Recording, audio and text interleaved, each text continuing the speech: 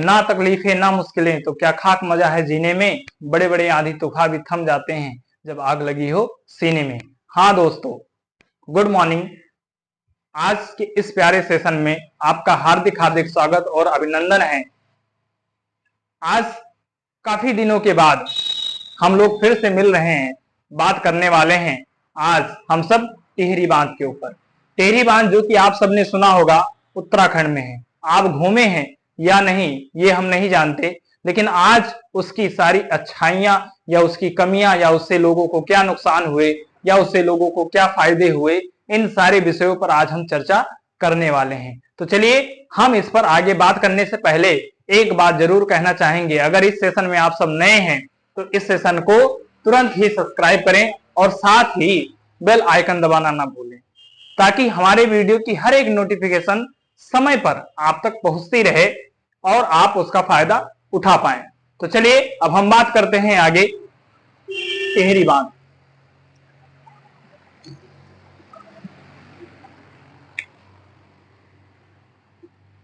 टिहरी बांध जो कि कहां है, उत्तराखंड में। उत्तराखंड में दो नदियां, एक भागीरथी इधर से आती है और एक भिलंगना नदी। कौन सी नदी? भिलंगना। और दूसरी इधर से कौन सी नदी आती है? भागीरथी। ये दोनों नदियां आकर मिलती हैं कहां? टिहरी शहर के पास। टिहरी के पास मिलती हैं और इसी टिहरी के किनारे जो नगर थे, जो शहर थे, उनका नाम दे दिया गया टिहरी शहर। फिलहाल पुरानी टिहरी आज के समय में वहां पुरानी टिहरी तो है, लेकिन जो नई टिहरी शहर बसाया गया है वो अलग बसाया गया है।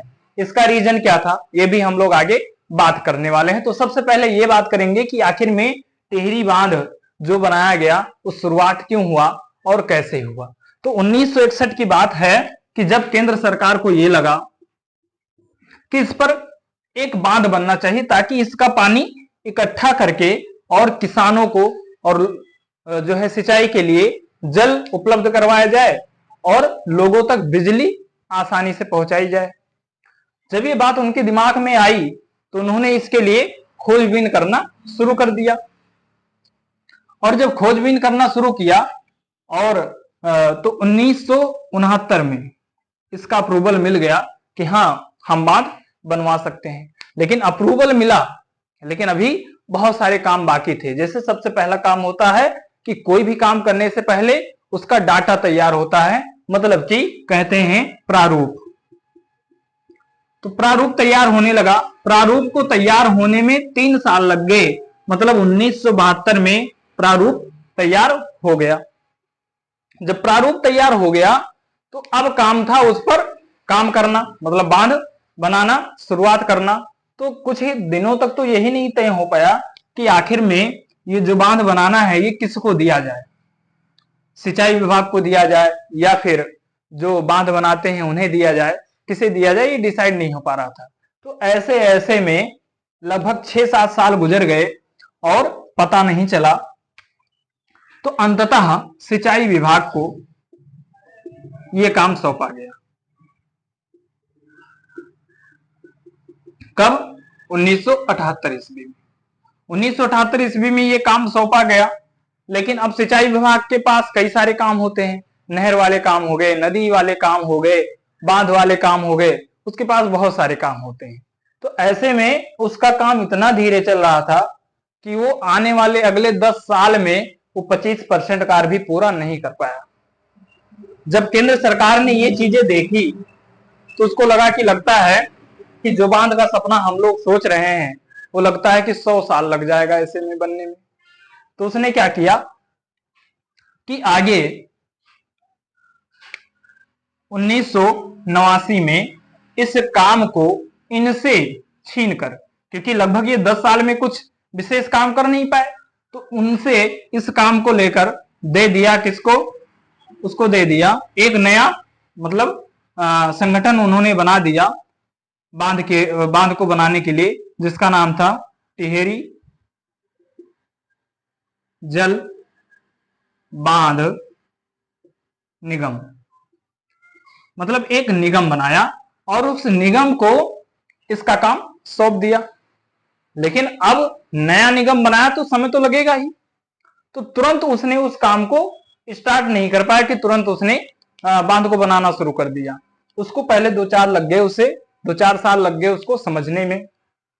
जब उसको समझा तो अंततः उसने कंस्ट्रक्शन का काम शुरू किया। कंस्ट्रक्शन का काम शुरू किया कब? 1995 में। 1995 में काम को शुरू किया, लेकिन इसको भी काम को पूरा करने में 10 वर्ष से अधिक लग गए। मतलब आप सोचिए कि बांध का काम जो इसने शुरू किया था 1995 में, वो काम जाकर इसने पूरा किया 2005 में। वो भी पूरा काम नहीं पूरा हुआ, बस इतना पूरा हुआ कि उद्घाटन हो सकता था।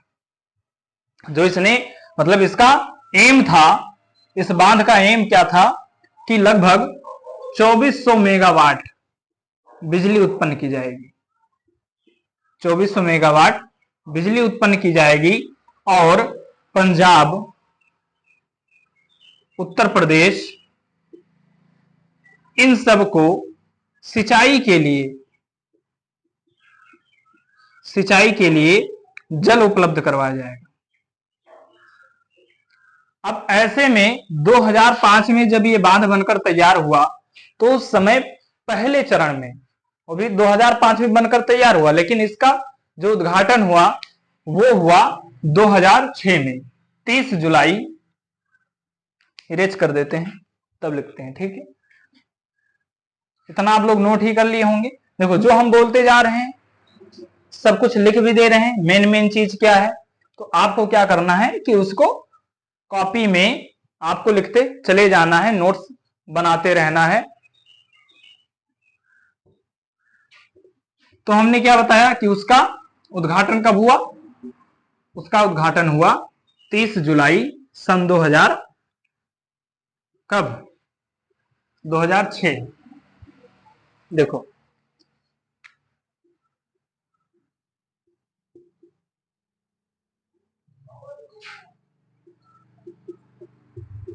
30 जुलाई सन 2006 ईस्वी उद्घाटन हुआ। उद्घाटन होते समय जो वादा किया गया था 2400 मेगावाट बिजली का, वो पहली चरण में सिर्फ और सिर्फ 1000 मेगावाट ही बिजली दे पाया। कितनी? 1000 मेगावाट। मतलब आप सोच सकते हैं कि एक तो बनते बनते लगभग 50 साल लग गए। कि सोचो काम शुरू मतलब विचार में कब आया? 1961, और उद्घाटन कब हुआ? 2006। 5 साल और बीत जाता तो पूरे 50 साल हो जाते। तो एक बांध बनाने में लगभग 50 साल लग गए, और उसके बाद भी जहां 2400 मेगावाट बिजली देनी थी वहां सिर्फ और सिर्फ 1000 मेगावाट ही बिजली दे पाए। अब ये तो हो गई बांध की परियोजना। अब हम आगे बात करेंगे कि इससे नुकसान क्या हुआ, इससे जो टिहरी शहर थी, पुरानी टिहरी, उस पर क्या फर्क पड़ा। तो मैं आपको बताऊं, इसी पर बता देते हैं कि जैसे इधर से नदी आ रही थी भागीरथी और इधर से विलंगना, इधर से भागीरथी और इधर से विलंगना। तो ये नदी मिल रही थी कहां? टिहरी, यहां।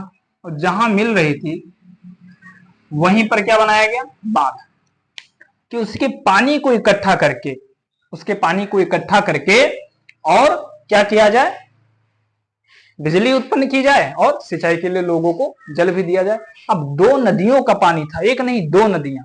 जब 2 नदी थी तो ये ऐसा बांध तैयार हुआ, ऐसा बांध जो 291 मीटर ऊंचा था।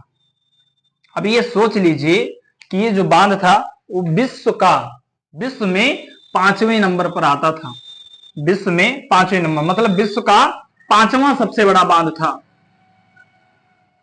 विश्व का 5वां सबसे बड़ा बांध, विश्व का 5वां सबसे बड़ा बांध, सबसे बड़ा बांध, और एशिया का सबसे बड़ा बांध, एशिया का सबसे बड़ा बांध। अब सोच सकते हैं कितना बड़ा बांध बनाने के लिए समय तो लगता ही है, और भी 2 नदियों का पानी, और 2 नदियां जो पहाड़, जो मतलब पहाड़ से आ रही हैं, तो इसीलिए ये बांध बहुत ही बड़ा बन गया। तो यहां पर था टिहरी शहर, मतलब नई टिहरी शहर, इसी नदी के किनारे। ये नदी ऐसे जा रही थी, इसी नदी के किनारे। तो जब ये बांध जो है बांध बनाया गया, तो बांध बनाने से इन लोगों को यहां से हटाया गया। इन लोगों को हटाया इसलिए गया क्योंकि बांध कभी अगर टूट जाए या जब खोला जाए तो इसका पानी अधिक से अधिक निकलेगा, अधिक रफ्तार में निकलेगा, क्योंकि बांध का पानी इकट्ठा करके खोला जाता है, और जब अधिक रफ्तार में निकलेगा तो ये शहर क्या होगा, डूब जाएगा। और वास्तविकता यही है कि जब बांध का पानी खोला जाता है तो ये शहर डूब जाता है। अब ऐसे में क्या होता है, क्या हुआ कि इन लोगों को हटाया गया, लगभग 88 गांव को खाली करवाया गया। 88 गांव में लगभग 9000 परिवार थे। कितने? 9000 परिवार। और इन 9000 परिवारों के लिए उस समय 584 करोड़ रुपए का खर्चा आया एक नया शहर बसाने में। आज के समय में होता तो 584,000 करोड़ लग गया होता, फिर भी पता नहीं वो शहर बस पाता कि नहीं। लेकिन उस समय 584 करोड़ में ही एक नया शहर बसा दिया गया। आज भी लोग वहां अपनी पुरानी यादें, अपने पुराने घर, जब पानी कम होता है तो अपने पुराने गांव को देखने के लिए लोग जाते हैं। और सबसे यादगार वहां का क्या है, तो है ब्रिटेन के तर्ज पर बनाया गया घंटाघर। ब्रिटेन के तर्ज पर बनाया गया घंटाघर। लोग इसका नजारा लेने के लिए आज भी जाया करते हैं। जब पानी कम होता है तो पूरा घंटाघर आज भी साफ साफ दिखाई देता है। लोग अपनी पुरानी यादें, मतलब कहते हैं कि कितना भी अच्छा घर किसी को क्यों ना दे दिया जाए, लेकिन उसकी जन्मस्थली अगर आप छीन लेते हैं, उसकी जन्मस्थली यदि आप छीन लेते हैं तो उसके लिए कोई भी महल हो किसी काम का नहीं, क्योंकि हर इंसान के लिए अपनी पहली पहचान सबसे मुख्य होती है। तो उसी प्रकार इन सभी के लिए जिनके लिए एक नया शहर बसाया गया, उनके लिए उनका गांव, उनका घर जैसा भी रहा हो, उनके लिए बहुत ही अच्छा था, बहुत ही प्यारा था। तो ये रहा उसकी सच्चाई। और एक बात और हम आपको बता दें कि टिहरी बांध ऐसा है, मतलब इतना पानी इकट्ठा हो जाता है कि अगर ये बांध एकाएक खोल दिया जाए तो जो ऋषिकेश शहर है, ऋषिकेश शहर, वहां तक पानी पहुंचने में मात्र 1 घंटे लगेंगे। कितने? 1 घंटे।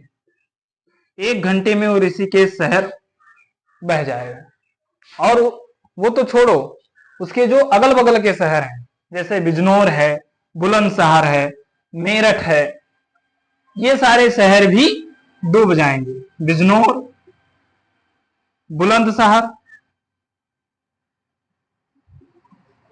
मेरठ, ये सारे शहर भी उस पानी की चपेट में आ जाएंगे और ये शहर भी खत्म हो जाएंगे।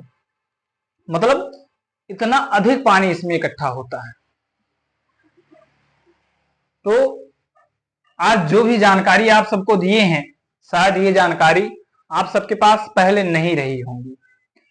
तो जो जानकारी आज आपको मिली है, आप इसे अपने तक ही सीमित ना रखें, इसे और लोगों के पास भी पहुंचाएं, अधिक से अधिक लोगों को शेयर करें। और यदि चैनल पर नए हैं तो सब्सक्राइब करना ना भूलें, लाइक कमेंट करना ना भूलें। तो आज के लिए इतना ही। So thank you, all the best, आपका दिन शुभ हो।